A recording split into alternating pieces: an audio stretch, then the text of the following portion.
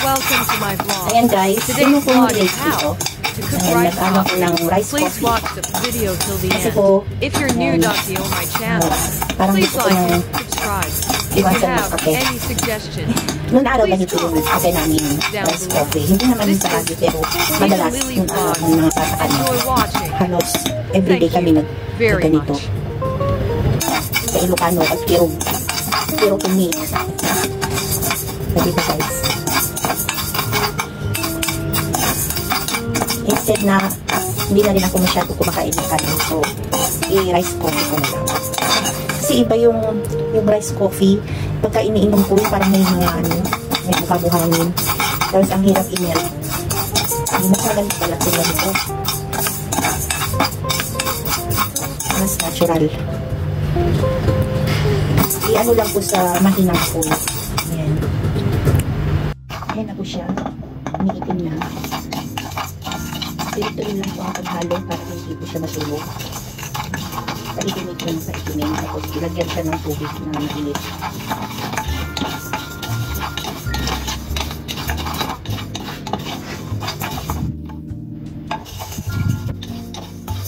Ayan po siya. Masarap po siya guys. Napaka-natural siya. At actually ito yung kape namin nun. Nung bata pa kami. Bibigyan kami ng pinakakape ng mama ko. Bumibili ng kape pero mas madalas ito yung kape namin.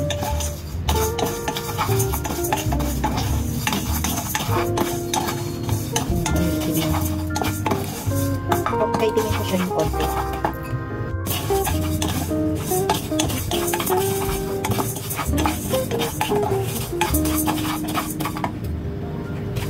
Huwag naman yung masyadong itim kasi masyadong yung mapait.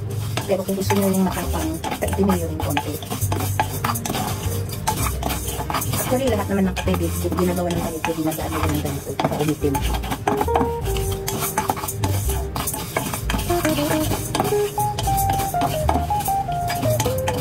Ayan, umitim na siya.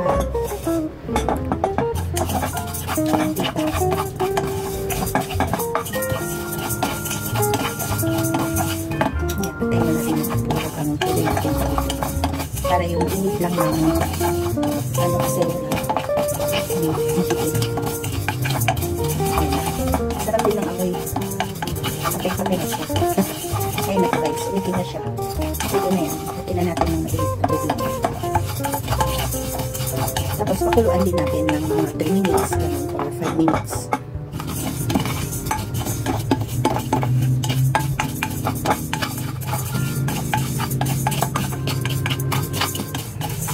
Gamot din po yung mga may acidic po dito sa kanang mga acidic.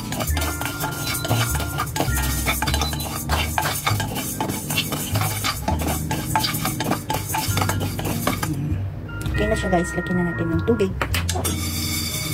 Ayan na siya.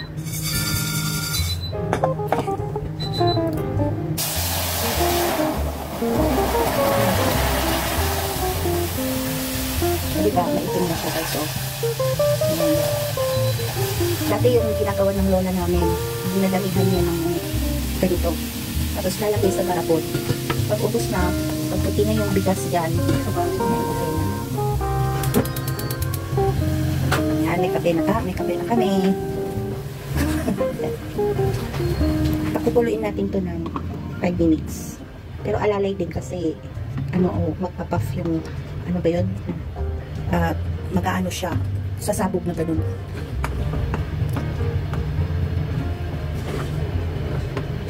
Tapos konting ihalo ng ganito, i-stir natin ng ganito para yung itim ng kanin ay maghalo din.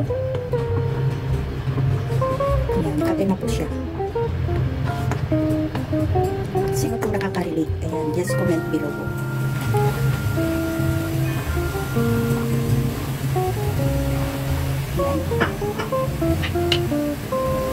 natin siya hanggang sa tulo ng tulo. Ayan.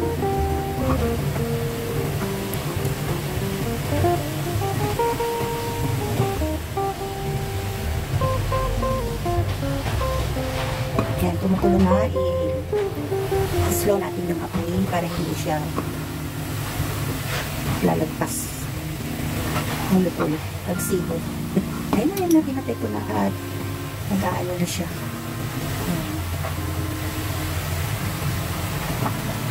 Oh, sarap to guys. Namiss ko na talaga to actually. Ito, 6 years na ako dito sa amo ko. Pangalawang beses ko na ito ginawa. Kasi guys, nararamdaman ko yung hapdi ng sigura ko. So, sabi ko, ihin ko muna ng mga kape. Kasi guys, nag-ano na naman ako lemon water. So, nag-try ako ng ilang araw ng lemon water. Pero dati ginagawa ko. Ngayon, ang nangyari sa akin, yung tiyan ko, pag tumakli, ibang hapdi, hindi naman masakit. Yung hapdi na parang, pag hindi ako kumain ko lang, saksakan lang kumain, hindi kumagaling yung sigura ko, yung hapdi. So, sabi ko, pagkalit ko lang, buwasan ko ng uminom ng lemon water. Tapos, buwasan ko na rin ng kape. So, gawin ko na lang ito rice coffee. So, gumawa ko ito rice coffee para try ko naman ito anong kalalabasan ng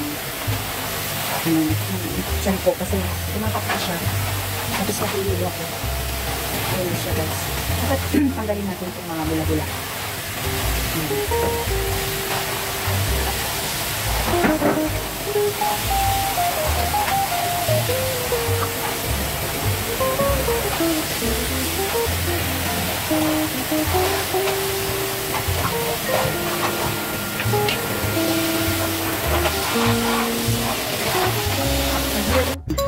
Yan. Ginawan ko rin yung lolo. Gagawin ko yung kasama ko. Ito ang gatas niya namin. Ano yung gatas natin? Condensed Liberty? Carnation. Oh, yan. Pero hindi ka na mag-aasukal ha. Matamis na to eh. Ganito kami nung mga maliliit kami. Ito ang gatas namin. Pero baka naman magka-diabetic na kami nito. Yan, coffee na guys. Yan ang tapos coffee mamaya. Pwede pa dagdagan yan ng tubig.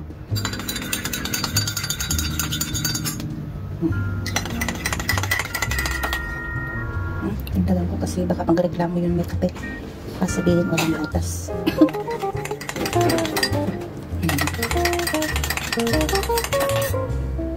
Yan, coffee na tayo. Kape. Rice coffee guys, rice coffee. Rice coffee guys. Egg and sweet potato. Yan, ang aming breakfast. Enjoy eating boiled eggs, sweet potato, and rice coffee.